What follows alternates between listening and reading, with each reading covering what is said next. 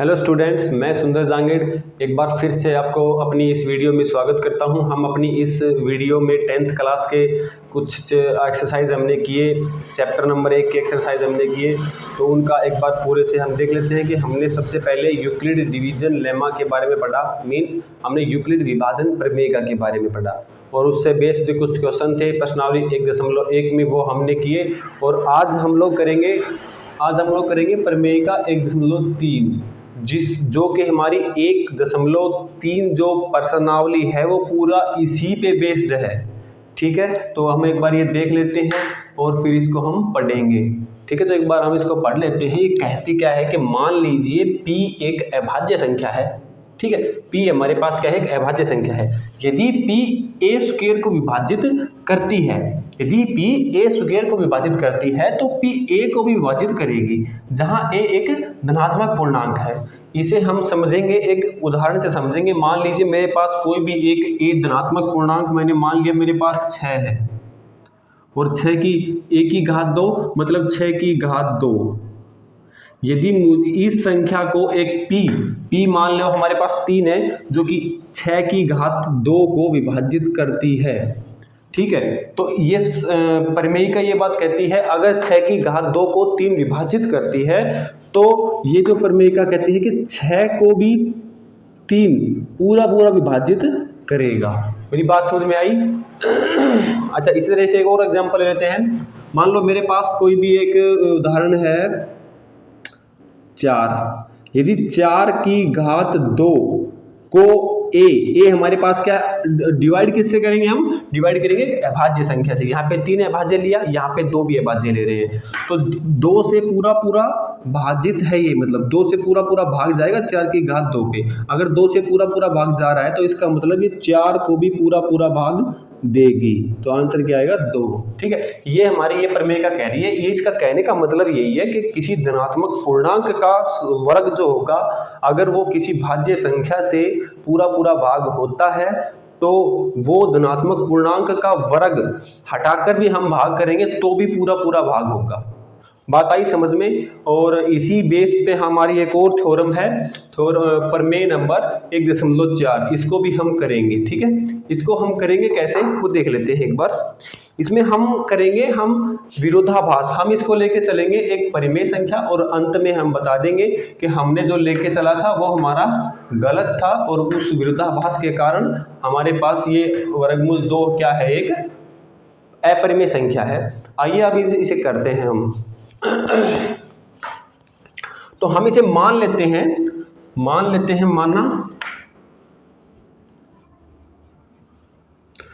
वर्गमूल 2 एक परिमेय संख्या है।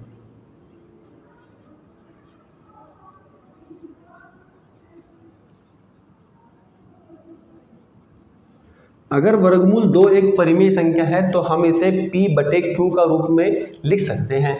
मतलब वर्गमूल 2 किसके बराबर होगा, P/Q। और यहाँ पे क्या होगा, Q जो है वो 0 के बराबर नहीं होगा। और P और Q हमें कैसे नंबर लेने हैं, P और Q हमें Q सह अभाज्य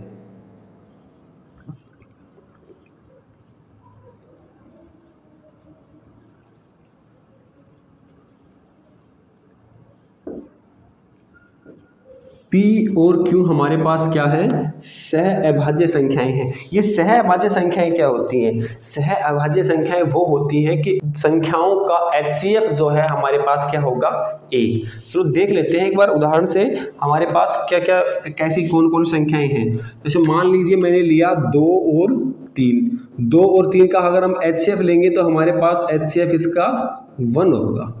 मेरी बात आई समझ में? और ले लेते हैं हम 14, 15, इन दोनों का भी HCF 1 होगा। HCF तो हमने पढ़ ही लिया, HCF कैसे निकालते हैं कि इन दोनों के गुणनखंड में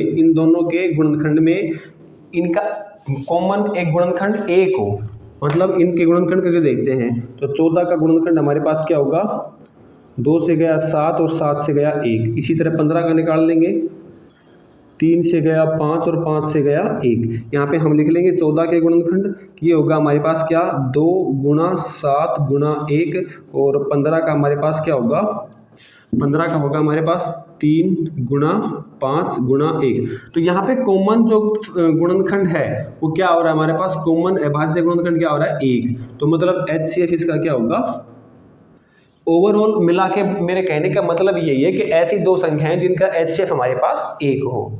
ठीक है, तो हमारे पास क्या होगा P और Q, इन संख्याओं को वे दो संख्याएं जिनका HCF 1 होता है वो संख्याएं क्या होती है, सहभाज्य संख्याएं होती है। तो हमने मान लिया कि हमारे पास P और Q क्या है, सहभाज्य संख्याएं हैं। अगर P और Q सहभाज्य संख्याएं हैं तो इसे हम कैसे करेंगे कि इस Q को उठा के इस तरफ ले आएंगे। ठीक है, तो लिख लेते हैं वर्गमूल 2 Q बराबर P। अब हम यहां से इन दोनों तरफ वर्ग कर देंगे, दोनों तरफ वर्ग करने पर, दोनों तरफ वर्ग करेंगे तो क्या होगा, यहाँ पे होगा वर्गमूल 2 Q की घात 2 बराबर P की घात 2। ठीक है, अब इसका वर्गमूल खोल लेते हैं तो ये होगा 2 Q की घात 2 बराबर P की घात 2। ठीक है, इतनी बात समझ में आई। अब यहां से हम लिख देंगे कि Q की घात 2 बराबर P की घात की 2 बटे 2। अब ये बात समझो कि P की घात 2 को हम 2 से पूरा पूरा भाग दे रहे हैं। ठीक है, तो P की घात 2 को हम 2 से पूरा पूरा भाग देंगे तो अपर में 1.3 हमें क्या कहती है कि P की घात 2 को हम 2 से पूरा पूरा भाग दे रहे हैं तो P में भी 2 का पूरा पूरा भाग होगा। यहाँ पे लिख देंगे कि पर में, चलो यहाँ पे लिख देता हूं मैं, लिख देंगे पर में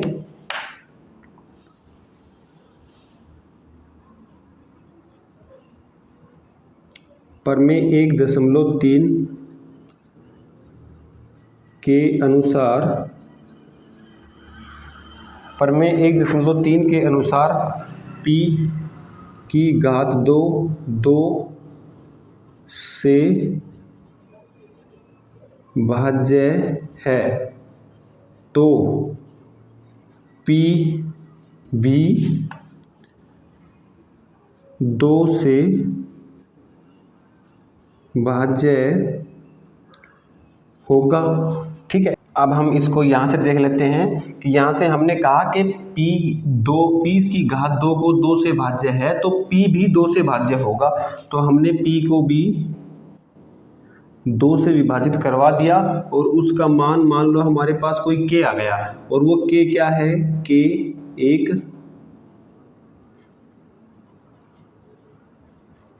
पूर्णांक है।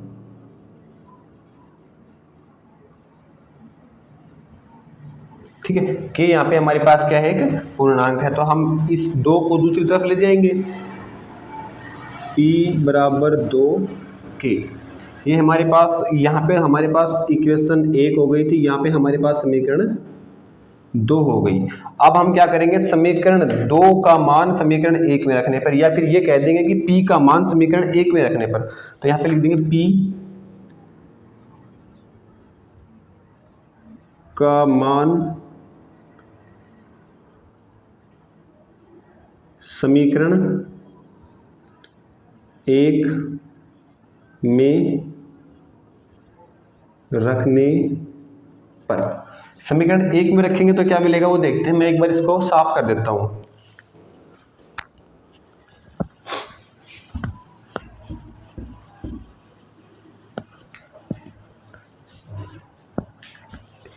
तो यहाँ पे लिखेंगे P का मान समीकरण 1 में रखने पर।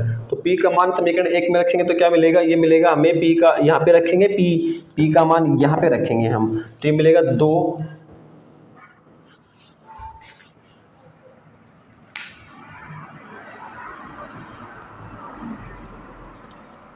मिलेगा क्या, 2 Q की घात 2 और P की जगह क्या रखेंगे 2K और उस पूरे की घात 2। इसको सोल्व करेंगे तो होगा 2Q की घात 2 बराबर 4K की घात 2। अब ये होगा q की घात 2 बराबर 4k की घात 2 और भाग में ये 2 इस तरफ लेंगे तो ये 2 से 2 कट जाएगा 2 पे, मतलब q की घात 2 बराबर 2k की घात 2। अब इस 2 को इस तरफ ले आएंगे, q की घात 2 बटे 2 बराबर k की घात 2। अब यहाँ से हमें क्या पता कि हमने प्रमेय नंबर 1.3 पढ़ा है कि अगर q की घात 2 को एक अभाज्य संख्या पूरा पूरा भाग दे रही है तो हमारे पास q को भी ये 2 जो है ये पूरा पूरा भाग देगी। ये मैं एक बार यहाँ पे लिख देता हूँ, उसके बाद हम समझ जाएंगे इसको। तो लिख देता हूँ मैं, प्रमेय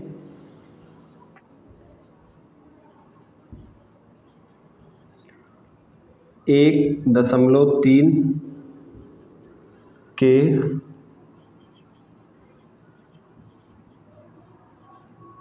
अनुसार, प्रमेय 1.3 क्या कहती है, यदि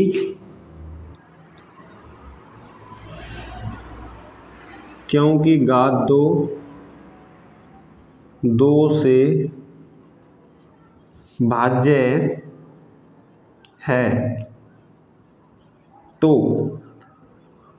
q p2 से भाज्य होगा। बात आई मेरी समझ में? यहाँ पे देखो क्यों भी 2 से भाज्य होगा। अब यहाँ पे क्यों भी 2 से भाज्य हो रहा है और यहाँ पे p भी 2 से भाज्य हो रहा है, मतलब दोनों का एक उभयनिष्ठ अभाज्य गुणनखंड 2 हो गया हमारे पास। और हम यहाँ पे क्या लेके चले थे कि दोनों का कोई भी एक उभयनिष्ठ गुणनखंड नहीं है। ठीक है, तो यहाँ पे हमें मिल गया। अब हम लिखेंगे तब अब हमें कम से कम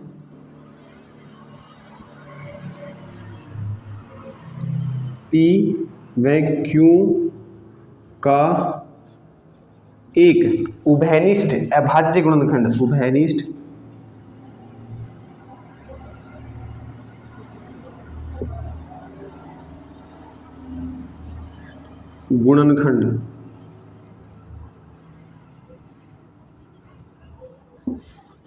दो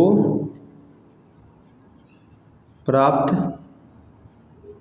होता है। तो हमने क्या लेके चला था, हमने लेके चले थे कि P और Q सहभाज्य है, मतलब इनका एक के अलावा कोई भी उनका गुणनखंड उभयनिष्ठ नहीं होगा। और यहाँ पे हमें मिल क्या गया कि 2 भी उनका एक अभाज्य गुणनखंड है। तो हम जो बात लेके चले थे वो हमारी बात जो है वो यहाँ पे गलत सिद्ध हो गई। तो हम लिख देंगे यहाँ पे कि हमारे पास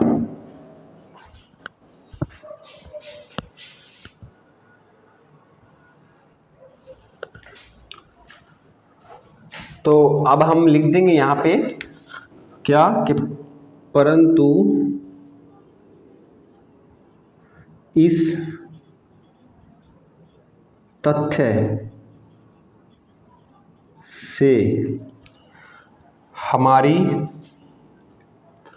से यह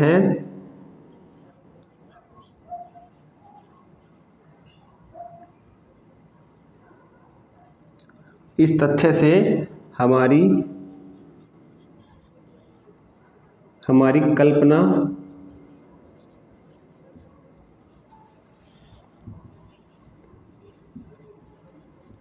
कल्पना का विरोधाभास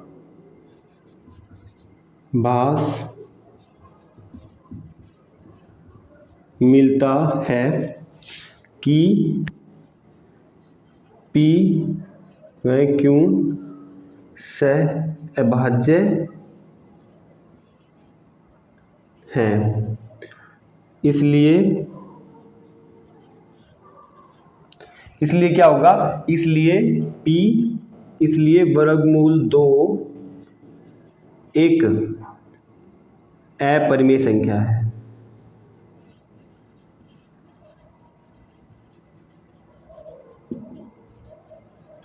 ऐसे हम इसको वर्गमूल 2 को हम क्या सिद्ध कर देंगे कि ये एक अपरिमेय संख्या है। इसको हम तो सबसे पहले क्या करेंगे कि वर्गमूल 2 को परिमेय संख्या मान के चल लेंगे।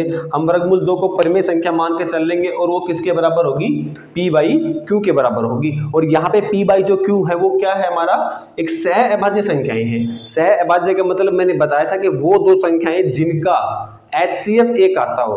HCF का मतलब उनके अभाज्य गुणनखंड में से केवल और केवल एक ही कॉमन हो, एक ही उभयनिष्ठ हो। उसके अलावा अगर उभयनिष्ठ हुआ तो वो सह अभाज्य संख्याएं नहीं होंगी। अगर उसके बाद हम वर्गमूल 2 इसको किसको, इस q को इस तरफ ले जाएंगे तो वर्गमूल 2 q बराबर p होगा। दोनों तरफ वर्ग करेंगे तो वर्गमूल 2 q की पूरे दोनों तरफ वर्ग करने पर वर्गमूल 2 q इस सारे की घात 2 बराबर p की घात 2 होगा। उसके बाद हमने इसका वर्गमूल खोल लिया तो ये होगा हमारे पास। उसके बाद इस 2 को इसके बटे में ले आए, p की पावर 2 के बटे में। और इसका मतलब ये होता है कि अगर p की घात 2 हमारी 2 से भाज्य है तो हमारे पास वो p को भी भाज्य करेगी। ये परिमेय नंबर हमने ये पढ़ा था। अगर ये इसको भी भाज्य है तो उसका आंसर हमारे पास कोई ना कोई एक k है जो कि एक पूर्णांक है।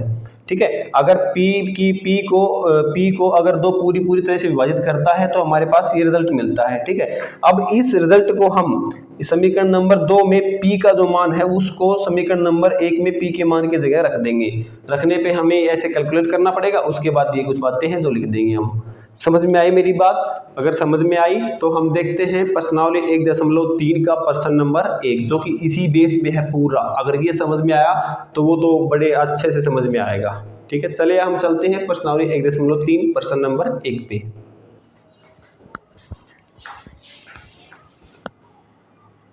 उसके बाद हम वर्गमूल 2 इसको किसको, इस q को इस तरफ ले जाएंगे तो वर्गमूल 2 q बराबर p होगा। दोनों तरफ वर्ग करेंगे तो वर्गमूल 2 q की पूरे दोनों तरफ वर्ग करने पर वर्गमूल 2 q इस सारे की घात 2 बराबर p की घात 2 होगा।